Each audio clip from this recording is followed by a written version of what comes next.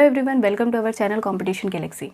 जैसे कि last lecture में हमने आपको सेल थ्योरी के बारे में बताया था कि ये थ्योरी कैसे डेवलप हुई, आपकी सेल्स कहाँ से आई, किसने सबसे पहले देखा था। तो आज हम बात करेंगे आपके सेल के अंदर कितने टाइप के ऑर्गेनल्स होते हैं, कौन कौन से ऑर्गेनल पार्टिसिपेट करते हैं उसमें, उनका क्या क्या फंक्शन होता है। तो सबसे पहले ऑर्गेनल की बात करें तो जो सेल के अंदर जो आपका एक लिक्विड भरा होता है जिसे बोलते हैं साइटोप्लाज्म, उसी लिक्विड के अंदर ही आपके होते हैं cell organelle.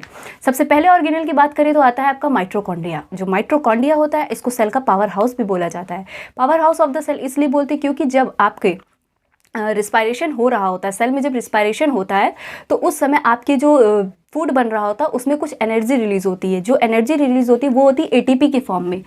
ATP energy release होती है जिसे बोलते हैं एडिनोसिन ट्राइफॉस्फेट। यही एटीपी के जो मॉलिक्यूल्स होते हैं ये रिलीज होते हैं और इसीलिए कहते हैं सेल को क्या कहते हैं, एनर्जी प्रोवाइड करते हैं, इसीलिए इसको बोलते हैं हम power house of the cell. Second number पे आते हैं आपके प्लास्टिड। जो प्लास्टिड होते हैं ये आपके सिर्फ प्लांट सेल में पाए जाते हैं। प्लास्टिड वो होते हैं जो प्लांट सेल को कलर प्रोवाइड करते हैं। ये तीन टाइप के होते हैं, एक होता है आपका क्लोरोप्लास्ट, दूसरे होते हैं आपके क्रोमोप्लास्ट, तीसरे होते हैं ल्यूकोप्लास्ट। जो क्लोरोप्लास्ट होता है वो आपको ग्रीन पार्ट, पौधों में जितना भी आप ग्रीन पार्ट देख रहे हो ये सब क्लोरोप्लास्ट की वजह से होता है।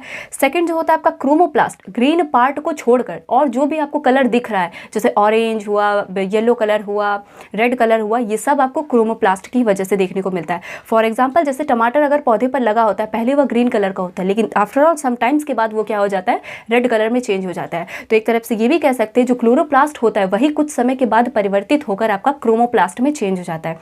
उसके बाद थर्ड नंबर पर आता है आपका ल्यूकोप्लास्ट।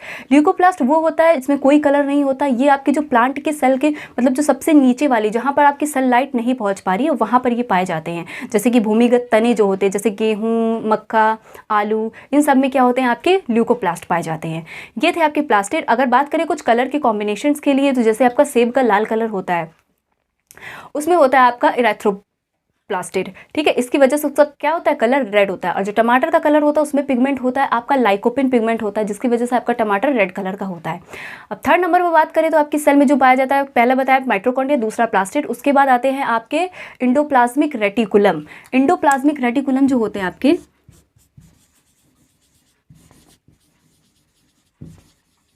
इंडोप्लाज्मिक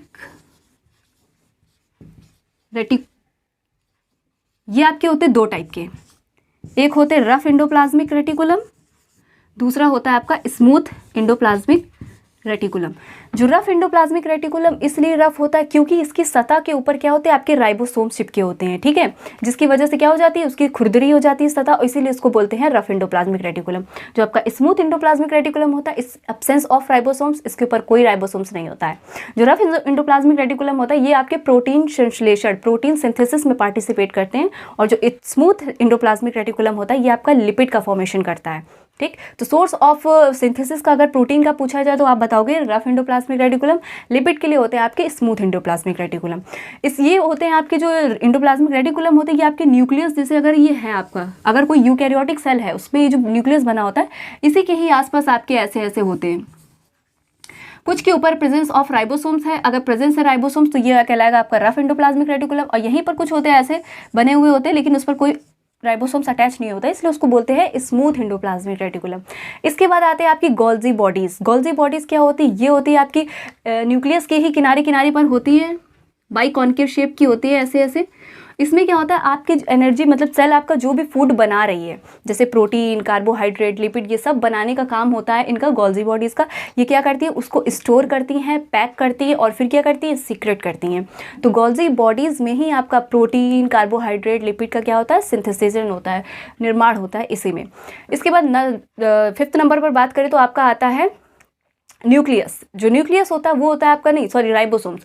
राइबोसोम जो होते हैं ये इनके ऊपर कोई झिल्ली नहीं प्रेजेंट होती है, ये विदाउट मेम्ब्रेनलेस होते हैं और ये आपके साइटोप्लाज्म की सतह के ऊपर भी तैरते दिखते हैं, और कुछ होते हैं आपके ये जो ऑर्गेनल्स होते हैं इनकी सतह के ऊपर भी गुच्छे के रूप में अटैच होते हैं।